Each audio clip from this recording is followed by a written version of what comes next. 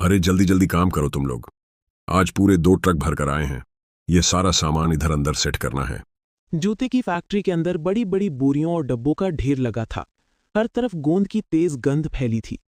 रवि जल्दी जल्दी डब्बे उठा उठाकर ट्रॉली में रख रहा था। हे भगवान, ये गोंद की गंध इतनी तेज है कि मेरी सांस फूलने लगती है। अरे भैया आराम से काम लो। सुबह से बिना पानी पिए ऐसे पसीना बहा रहे हो, जान निकल जाएगी। अरे जब तक जान है तब तक काम है रमेश। बच्चे भी तो स्कूल जाते हैं, पेट भी तो भरना है ना। इतना कहकर रवि फिर से झुककर एक भारी डब्बा उठाने लगा। डब्बा उठाते ही उसके चेहरे का रंग उड़ा। हाथों की पकड़ ढीली पड़ गई। उसके सीने में तेज दर्द हुआ। अरे सीना सीना जल रहा है रमेश। भैया भैया क्या हुआ तुम्हें? अरे कोई पानी लाओ, कोई रवि भैया को संभालो। रवि का शरीर झटके से पीछे की ओर गिर पड़ा। ये देख बाबूजी तुरंत बोल पड़े। जल्दी करो, किसी ने एम्बुलेंस को कॉल किया क्या? जल्दी अस्पताल ले चलो, सांस नहीं ले पा रहा है बेचारा। कुछ ही देर में आग गूंज रही थी। बाहर राधा भी रोते हुए पहुंचती है। राधा रोते हुए डॉक्टर से कहती है, डॉक्टर साहब, मेरे आदमी को क्या हुआ? सब लोग कह रहे हैं कि दिल का दौरा पड़ा है ना, बच जाएगा ना वो? देखिए, इन्हें हार्ट अटैक आया है। तुरंत ऑपरेशन करना होगा। देर की तो जान को खतरा है। क्या ऑपरेशन? कितना खर्च आएगा डॉक्टर साहब? कम से कम 1.5 लाख रुपए, दवाइयां और ऑपरेशन दोनों मिलाकर। राधा के पैर जैसे जमीन में धंस गए। उसके पास इतने पैसे कहाँ से आते? जेब में तो बस 100-200 ही थे। वो बुरी तरह कांपती हुई बोली, डॉक्टर साहब, मैं पैसे का इंतजाम करती हूँ, बस आप मेरे आदमी को बचा लीजिए। राधा ने घर जाकर ये बात अपनी सास शांति को बताई। बहू, अब हम क्या करेंगे? इतने पैसे कहाँ से लाएंगे? हम गरीबों के पास तो घर खर्च जितना ही पैसा होता है। माँ जी, आप चिंता मत कीजिए। मैं रवि को कुछ नहीं होने दूंगी। मैं अपनी गहने बेच दूंगी और बाकी बचे हुए पैसे कर्ज ले लूंगी। ये लीजिए, बस ऑपरेशन कर दो, पर मेरे रवि को बचा लीजिए। डॉक्टर ने ऑपरेशन चालू कर दिया। कुछ घंटे बाद डॉक्टर बाहर निकला। ऑपरेशन सफल रहा, मगर इन्हें आराम की सख्त जरूरत है। अब कुछ महीने तक कोई काम नहीं करेगा और दवाइयों का खास ख्याल रखिएगा कि ये समय पर दवाई लेते रहे। धन्यवाद डॉक्टर साहब, मैं संभाल लूंगी सब। ऑपरेशन के कुछ दिन बाद घर का माहौल बिल्कुल बदल चुका था। पहले जहां सुबह सुबह रवि की हंसी गूंजती थी, अब वहां सन्नाटा पसरा रहता था। चारपाई पर रवि लेटा था, कमजोर, फीका मगर जिंदा। पास ही राधा रवि की हिम्मत बनकर खड़ी थी, पर अंदर ही अंदर राधा घर खर्च और कर्ज को लेकर चिंता में थी। अजी, जरा ये दवा खा लीजिए। डॉक्टर ने कहा था समय पर लेना जरूरी है। दवा तो खा लूं, पर सोचता हूं अब घर कैसे चलेगा राधा। काम धंधा तो सब तुम्हारे सिर पर आ गया है। आप बस आराम कीजिए, काम मैं कर लूंगी। भगवान ने हाथ पैर सही सलामत दिए हैं। जब तक सांस चलेगी मेहनत करती रहूं। खत्म होने को था। मां जी, मैं सोच रही हूँ कि रवि जिस फैक्ट्री में काम करता था, मैं भी उसी में काम करने लगूं। रवि को डॉक्टर ने अभी काम करने से मना किया है और मकान का किराया, बच्चों की पढ़ाई का खर्चा, घर का राशन पानी और लिया हुआ कर्ज उतारने के लिए मुझे ही कोई ना कोई काम करना पड़ेगा। हाँ बहू, भगवान भी हम गरीबों की किस तरह परीक्षा लेता है। तू जा काम कर, घर के काम मैं संभाल लूंगी। अगली सुबह राधा फैक्ट्री के बाहर जाकर खड़ी हो गई। वही जूते की फैक्ट्री जहां कभी रवि काम करता था। गेट पर खड़े चौकीदार ने पूछा, कहाँ जाना है बहन जी? भैया, मैं राधा हूँ, रवि की बीवी, जो यहाँ डब्बे उठाने का काम करते थे। अब वो बीमार हैं तो मैं उनकी जगह कुछ दिन काम करना चाहती हूँ। अच्छा अच्छा, हाँ वही रवि जिनको दिल का दौरा पड़ा था। अंदर जाइए, बाबूजी से बात कर लीजिए। राधा ने हिम्मत जुटाई और दफ्तर में जाकर मालिक से बात की। देखो बहन, काम थोड़ा भारी है। डब्बे उठाने पड़ते हैं, धूल मिट्टी भी झेलनी पड़ती है। कर लोगी? जब पेट की आग जलती है ना मालिक, तो बोझ भारी नहीं लगता। बस आप मौका दे दीजिए। मालिक कुछ पल उसे देखता रहा, फिर सिर हिलाकर बोला, ठीक है, कल से आ जाना। अगले दिन सुबह सुबह राधा फैक्ट्री पहुंच गई और काम में जुट गई। और उसके दिल में एक ही सोच, घर चलाना है किसी भी तरह। वो भी अब वही डब्बे उठाने लगी जो पहले रवि उठाया करता था। अरे राधा बहन, पहली बार आई हो? हाँ बहन, पहली बार, मगर जल्दी सीख जाऊंगी। दिन भर राधा डब्बे उठाती, गोंद की गंध सहती। दिन भर काम करके वो थक जाती है, पर शाम को जैसे ही उसे पहली दिहाड़ी मिलती है, उसके चेहरे पर मुस्कान आ जाती है। शाम को घर लौटती, थकान से बदन टूट जाता, मगर चेहरा देखो तो वही हिम्मत, वही उम्मीद। लो जी, आज की दिहाड़ी मिली है 400 रुपए। इससे कल घर का राशन ले आऊंगी। घर में राशन खत्म होने को है। अरे राधा, अभी कर्ज और मकान का किराया भी तो देना है। तुम एक काम करो, अपनी दिहाड़ी में से रोज कुछ रुपए माँ को दे दिया करो, जिससे कर्ज जल्दी चुक जाएगा, नहीं तो पैसे खर्च हो जाते हैं। हाँ, सही कहा आपने। लीजिए माँ जी, ये 100 रुपए रख लीजिए। बाकी बचे हुए पैसों से मैं घर का राशन ले आऊंगी। मम्मी, आज खाने में क्या बनेगा? दाल रोटी, आज थोड़ी प्याज भी डाल दूंगी, स्वाद बढ़ जाएगा। बच्चों ने चुपचाप सिर हिलाया, मगर राधा ने उनके चेहरे पर थकान और अधूरी इच्छा साफ देख ली थी। थोड़ी देर बाद राधा दोनों बच्चों और सास को खाना दे देती है।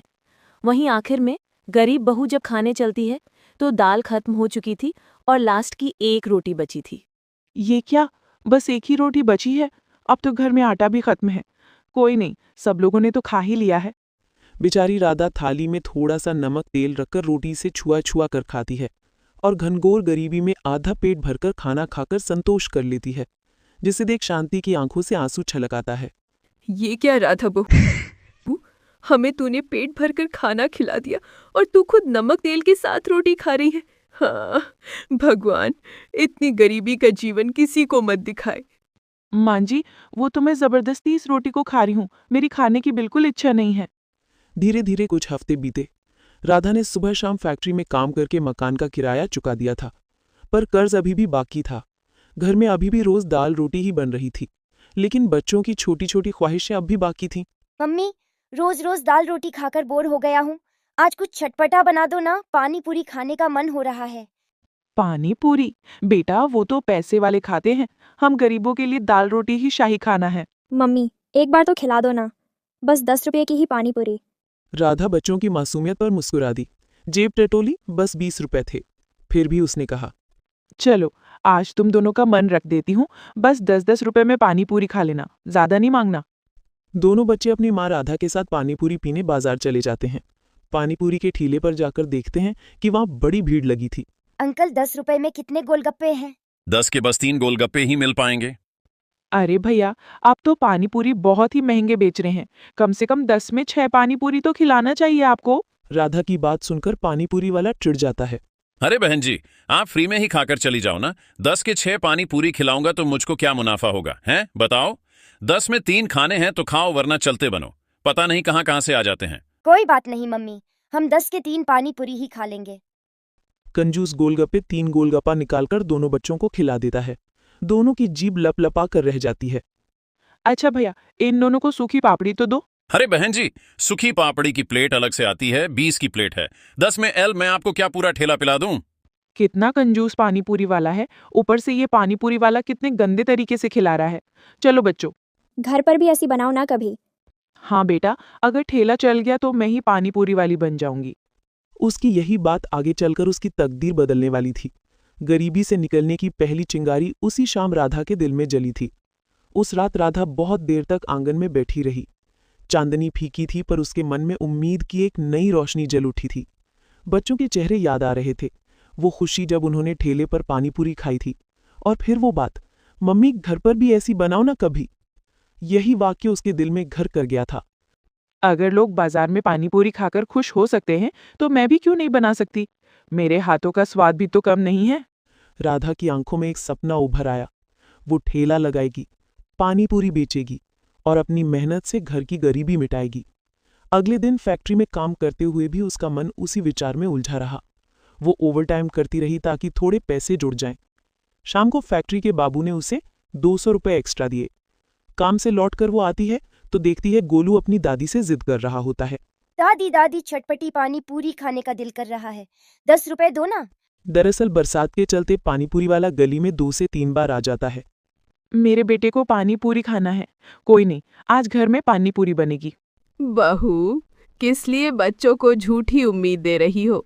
अभी घर में इतनी तंगी है, बाद में मन तोड़ने से अच्छा है मना कर दो। अरे मां जी, मैंने आज पूरे 200 रुपए ज्यादा कमाए हैं। सोचा था ये सभी के खाने पीने में खर्च करूंगी। बच्चों को जो मन करेगा आज उन्हें खिलाऊंगी। तो चलो, आज घर में ही पेट भर पानी पूरी खिलाऊंगी। सच मम्मी, घर में ही बनाओगी? वाह मम्मी, आप तो सबसे बढ़िया हैं। ठीक है बहू, तो पास की बनिया की दुकान से पानी पूरी का सामान ले आ। बाजार से लेकर खाएंगे तो पिछली बार जैसे इतनी कम आएगी कि मन नहीं भरेगा। घर की बनाई हुई पानी पूरी में बरकत भी होगी और इसी बहाने हम सब भी खा पाएंगे। राधा पैसे लेकर बारिश में बनिए की दुकान पर जाती है। आओ आओ राधा बहन, बोलो क्या चाहिए। लाला जी, एक बूंदी का पैकेट, एक पानी पूरी मसाले का पैकेट, 100 ग्राम इमली, एक दही का पैकेट, आधी किलो सूजी और 1 किलो आटा कर देना, और आधी किलो रिफाइंड भी। बस अभी तौल देता हूँ। राधा पानी पूरी बनाने के लिए थोड़ा थोड़ा सामान खरीद कर घर लाती है और सूजी और गेहूं दोनों का अलग अलग अच्छे से आटा लगाती है। थोड़ी देर सेट करने के लिए वो छोड़कर छोटी छोटी पूरी बेलकर फूली फूली पूरी बना लेती है और इमली और हरी चटनी पीसकर अलग अलग तरह का 2 पानी भी बनाती है। साथ में कुछ आलू उबालकर मिर्च मसाले भुरककर फिलिंग भरकर पूरे परिवार वालों को खट्टी मीठी चटनी के साथ पानी भरकर पानी पूरी खिलाती है। इतनी चटपटी पानी पूरी खाकर ससुराल वाले खुशी से प्रशंसा करते हैं। वाह बहू वाह, क्या बढ़िया तीखा चटपटा पानी पूरी बनाए है तूने। सचमुच बहू, इतना चटपटा पानी पूरी तो हमारे गली में बेचने वाले भी नहीं बना पाते। खाते ही स्वाद मुंह में घुल गया। मां जी, मैंने खास आपके लिए ये हरी चटनी वाला पानी बनाया है। इमली खाकर आपके घुटनों में दर्द हो जाता है ना? वाह बहू, पानी तो शानदार है ही, साथ में ये सूजी वाले पानी पूरी से ज्यादा तो आटे वाले का स्वाद है। माँ, मुझे तो पता ही नहीं था कि आप इतना छटपटा पानी पूरी बनाती हो। ये तो उसे दिन वाले पप्पू पानी पूरी वाले से भी अच्छी पानी पूरी है। माँ, मैं तो कहती हूँ आप बाजार में पानी पूरी बनाकर बेच लो, खूब बिकेगा। गुड़िया के पानी पूरी बनाकर ठेला ही मेरी तकदीर है, इसे चलाना ही होगा। जहां एक ओर शांति ने आलू का मसाला बनाया, वहीं दूसरी ओर जल्दी जल्दी राधा ने पानी पूरी की पूरियां तल ली और 5 अलग अलग तरह के पानी बना दिए। अरे वाह बहू, ये सही किया तूने कि 5 अलग अलग फ्लेवर के पानी बना दिए। अब जल्दी से जा और जाकर बेच दे। राधा पानी पूरी बेचने निकल पड़ती है। पानी पूरी ले लो, पानी पूरी 10 की 6 पानी पूरी और सूखी पापड़ी फ्री में। 5 अलग अलग फ्लेवर के पानी वाली पानी पूरी। राधा की पानी पूरी का दाम कम होने से, 5 अलग अलग फ्लेवर के पानी होने से और सूखी पानी पूरी फ्री में देने की वजह से ग्राहक उसकी तरफ खिंचे चले आए। पहले ही दिन जब राधा ने शनिवार बाजार में ठेला लगाया, लोग रुकने लगे। अरे बहन, ये पानी पूरी तो लाजवाब है। इतना खट्टा मीठा स्वाद तो किसी के यहाँ नहीं मिला। और एक नहीं, 5 अलग अलग फ्लेवर के पानी। वाह, मजा आ गया। शाम तक उसका सारा माल बिक गया। राधा की आंखों में चमक थी, हाथ में सिक्के खनक रहे थे और दिल में तसल्ली थी। अजी रवि, आज ठेला लगाया था और सब बिक गया। भगवान की दया से पहले ही दिन मुनाफा हुआ है। जहां फैक्ट्री में 3 घंटे ओवरटाइम करके मुझे 200 रुपए मिलते थे, आज वही 3 घंटे इस ठेले ने मुझे पूरे 1000 रुपए की बिकनी दी है, जिसमें से 500 रुपए पूंजी के हटा दो तो मुनाफा 500 रुपए का हुआ है। बहू, राधा, तुमने तो वाकई चमत्कार कर दिया। आज पहली बार लगा कि हमारी तकदीर पलट सकती है। अगले दिन राधा फिर पानीपुरी का ठेला वहीं पर लगाती है। ग्राहकों ने पानीपुरी खाया भी और पैक करवाकर घर भी ले गए। लगभग 1 घंटे में राधा ने सारी पानीपुरी बेच दी, जिसे देख पप्पू पानीपुरी वाले ने दांत पीस लिया। अरे इस 2 कौड़ी पानी पूरी वाले ने मेरा आज का सारा धंधा चौपट कर दिया। मेरी सारी की सारी पानी पूरी बच गई, इसे तो मैं छोड़ूंगा नहीं। उसी दिन राधा की पानीपुरी 1 घंटे में ही पूरी बिक जाती है, तो वो घर चली जाती है। धीरे धीरे राधा का पानीपुरी ठेला पूरे इलाके में मशहूर हो गया। कुछ ही दिनों में दोनों ने पैसे जोड़ जोड़कर एक छोटी सी दुकान किराए पर ले ली। धीरे धीरे राधा की दुकान इलाके की शान बन गई। बारिश में भी भीड़ लगी रहती। वो औरत जो कभी एक वक्त की रोटी के लिए संघर्ष करती थी, आज उसने अपने परिवार की गरीबी मिटा दी थी। जूते की फैक्ट्री में गिरा वो रवि आज भी याद करता है वो दिन जब उसकी राधा ने गहने बेचकर उसकी जान बचाई थी और फिर अपने हाथों से जिंदगी को नया आकार दिया था। अब उस ठेले की हर पूरी में सिर्फ स्वाद